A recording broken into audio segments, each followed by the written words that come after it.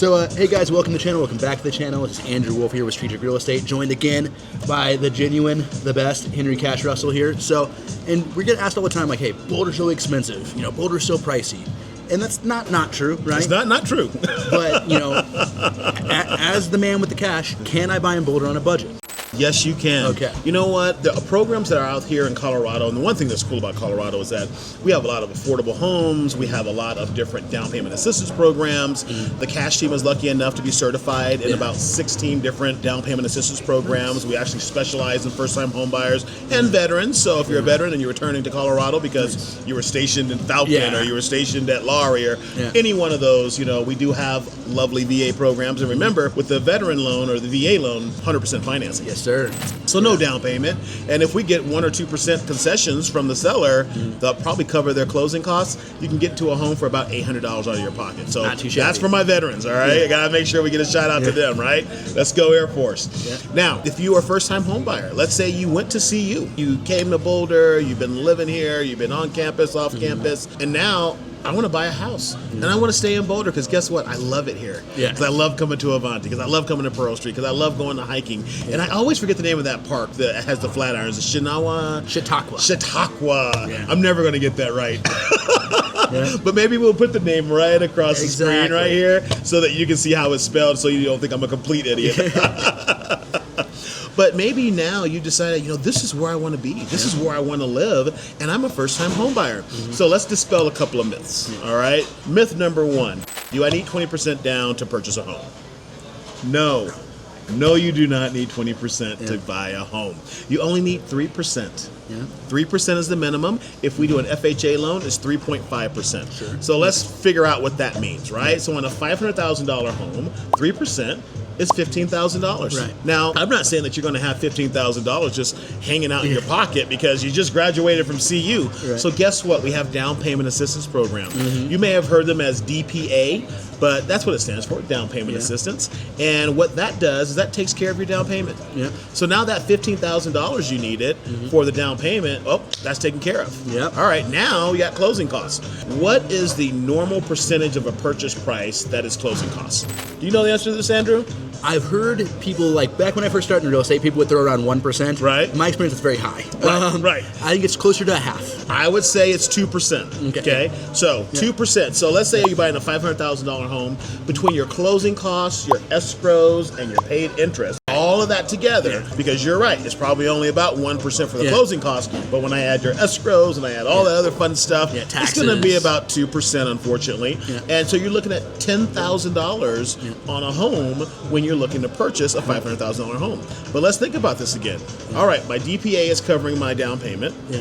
And then if I can get seller concessions of 2%, right, that's $10,000. So that'll probably cover all my closing costs. And again, I've only had to pay for my home inspection, and if I do something, an appraisal, between those two things, you might be able to get to a home for under $1,000. That is how we work our first-time home buyers. It's so great. Now, let's talk about your income. Now, you just graduated from CU. How are we going to do your income now? Let me tell you how. What we do with the income is all we need from you is an employment letter from your new company. It needs to state on there what your salary is going to be, what your hourly is going to be. It needs to be on their letterhead. It has to be signed by a manager and above. And it also has to state on there that you're being hired for full time. All right? As long as you have those things, you can buy a house tomorrow. We don't need a pay stub. I don't need to call someone and try to figure anything out. And guess what? All we're going to ask you for are your transcripts from CU, and that lets us know that you've been in school for the last 4 years, or the last 3 years, or the last 2 years, or however long you've been in school. So grades don't matter, guys. It's all good. Don't worry about the grades. Did you pass is what we're looking for, right? Even if you haven't graduated yet, but you are going into the workforce, that also works. So you don't think that you have to wait until you graduate. If you're in your second year and you made that decision, hey, I'd like to buy a house in Boulder, we can help you do that. First-time home buyer program, down payment assistant, seller concessions, which right now in a lot of the areas in Colorado, seller concessions are pretty normal. I'd say right now, every person that we have under contract right now is receiving seller concessions. I would say, and from what I've seen the last 2-ish years, if you're using a loan, I would say probably 60%, maybe even 70% yes. are having some form of seller concessions. Right. And let's talk about seller concessions, because sometimes that's a little bit of a misnomer, kind of a term that we don't use all the time. Right. You know? Especially reflecting back, kind of we talked about in our last video together, in 2021, seller concessions were even happening at inspection time, right? Right. Didn't exist at all. And I have sellers right now, it's a very common, it's not a bad question, they're just not used to it. Right? If you bought a home in Colorado anytime in the last 15 years, they've been pretty rare, except around to solve inspection issues, let's say. Exactly. And so I have, sellers asking the question like, hey, I'm getting this offer, and it has concessions up front. And as much as we try to explain that the best we can to prepare them for that potential possibility, it still can be a surprise, right? So a seller concession, from like a real estate perspective, is something I'm always going to collaborate with my buyer's lender on and say like, hey, let's try to solve some problems for my buyer. We have a little more leverage now than we have had for the last decade or two, right? How can we solve some financial problems up front, generally speaking, through like lowering their down payment, chipping away at their mortgage rate. Offer execution, we will ask the seller to kick back some of their cash. So it's essentially taking money from your right hand and putting it into your left hand. So if I feel like, I could get Henry's $500,000 house for $480,000, right? Maybe instead of taking that as a lower price, I would say like, hey, Henry, I'm going to give you $500,000. I would like you as part of your proceeds to kick me back $20,000 of those dollars, and then my lender will use that to buy my rate down, lower my closing costs, something to that effect. So I experience the benefit as a buyer of having that cash up front rather than spreading it over a 15 or 30 year loan. And let me tell you, not only is that the better way to do it, but if you're the seller, your neighbors are going to love you for that. Because if you drop your price, then that drops their value of their homes, okay? But if you do a seller concession, which essentially means I'm going to give you money to cover some of your cost as the buyer, then the MLS will still reflect that they purchased it for $500,000. So everybody wins. You didn't lower your own value. You didn't lower anyone around your value. You got money to take care of your actual closing costs and escrows and things of that nature. Or you bought the rate down. And speaking of buying the rate down, so right now we're still doing our 1% temporary buy down. So that 1% temporary buy down, it's huge. Let me give you an example. On a $500,000 house, that's going to save you $175 a month. So what does that mean? That just means that, you know what, for that first 12 months, I can kind of ease into that payment. I'm kind of doing a step payment, right? So I'm going from renting, so I'm going to 1% lower, and then I'm going to my full payment.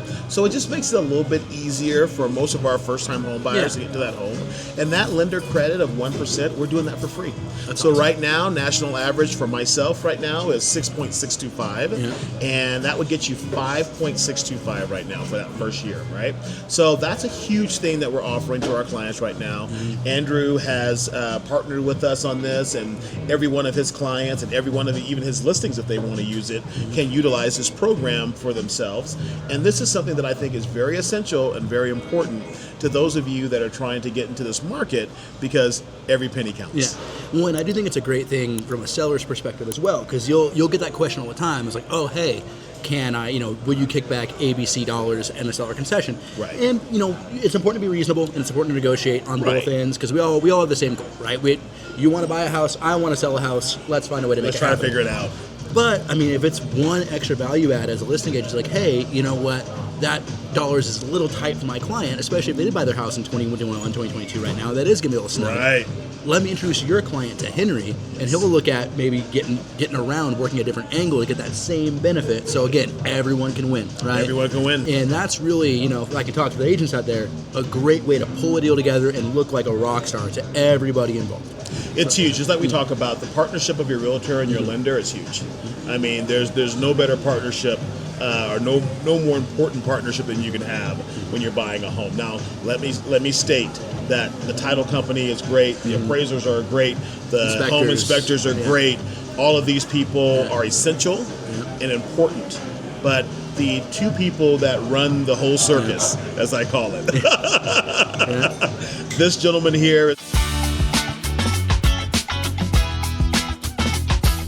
going to make sure that he negotiates the greatest deal for you, and that's going to be the best overall. And my job is to ensure that the instructions that he has been able to get approved by the seller, that I can follow through on my side. 100%. And a lot of times I'll have some extra tools that we can utilize, but the big thing is that communication between your realtor and your lender is the number one thing when you're doing a deal. Got to be a team, baby. Got to be a team. For sure. Yeah. But yeah, I mean, so I think there's lots of ways to like make the money affordable, to make the cash work. Yes. Right? Yes. And I would say, you know, from the real estate side, a lot of people will say like, oh man, but the housing is so expensive. And again, they're not wrong, right? No. But there's ways to work it, guys. Like you can, if you want to do a more traditional, you know, straight up home purchase, you can look at properties that are on the market for a little bit longer. Try to get some negotiation down. Maybe pair some sort of seller concession along with the cash team's value out of a 1% buy down, right? Or a lot of people that don't think about this here in Boulder, especially, and I think that the college kids, the recent graduates, congratulations by the way, it's early June here at the time of filming this. Yes. You guys have been done for a couple weeks. Yes, so, I bet they're happy. Pull yourself back from Cancun or wherever you're at right now and let's go buy a house. But another big advantage you have, in addition to Henry being able to work your loan off of an offer letter, is that, you know, your income, while probably really good because you were a smart, you know, buffalo or a duck or cornhusker that graduated recently, but your income is not what it's going to be in 5, 10, 15 years from now. Right. And so we can take advantage of some of these income-restricted home buying programs here in Boulder, Colorado. And there's quite a few of them out there, guys. And yeah, is it going to be your forever home? Probably not. And a lot of them have restrictions on the amount of proceeds you can make later on down the road. But it's making money. You know, Right. like they will tell you, like, hey, Henry, you bought this income-restricted property 10 years ago. You bought it for $230,000, which is a pretty real number, by the way, guys. Now you can sell it, you know, 5 years later for $300,000.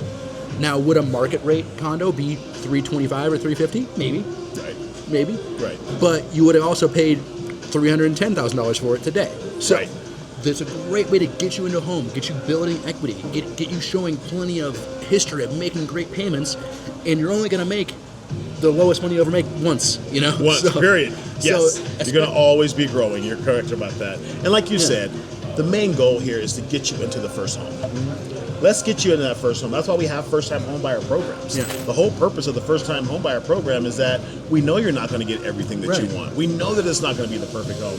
What we're trying to do is get you to build equity on this first home so that you can take that equity and buy that second home. Right. And just like you said, when you come out of college, that's probably the lowest you're going to make. Yeah. So you're going to be increasing on a yearly basis. I don't know a company out there that doesn't give at least a 1.5% to 3% raise on every single year, right? Now, obviously, as a college-educated person, you're probably going to come into the market a lot higher than someone that doesn't have a good degree. And the nice thing about that is that you're going to always be going up.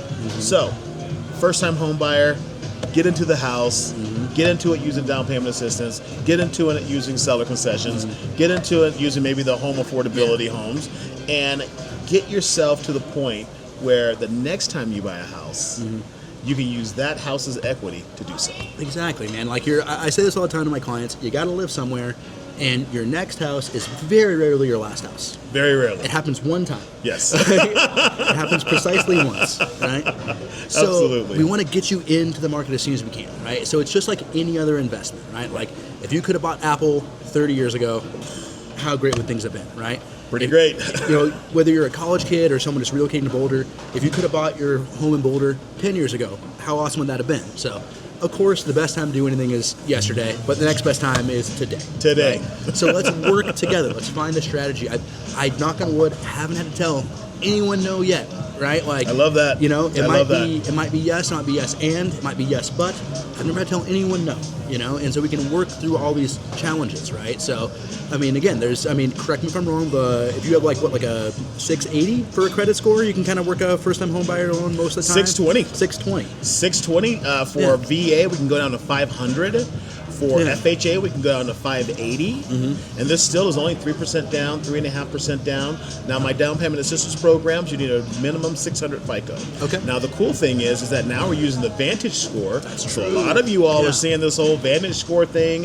I have lenders now that use the Vantage score, and the difference between the Vantage score and the normal FICO score is that the Vantage score scores you off of less time. Interesting. Okay. So you may only have 2 credit cards. You may only have 1 credit card.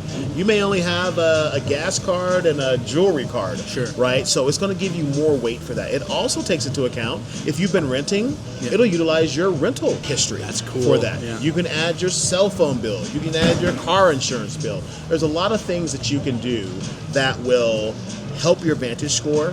And that Vantage score we can use that now. So that's a really big push now in our industry, is that we're going to start giving you more credit for less things. I love it, guys. So we've been sitting here, we've done a couple videos, been here for 30, 40 minutes, and I think we've spent most of the time really explaining why Boulder is so great, but a big amount of time has been kind of overcoming some obstacles, Yes. Taking away some misconceptions. Yes. And so we're really here to work for you. So I would say give us a call, give us a text, give us an email. You'll be able to see our numbers down below. Would love to connect with you guys. We love making these videos. We love you more connecting online and in person. So Absolutely. give us a shout next time you guys are around, and we'll see you guys real soon. Thanks for having me.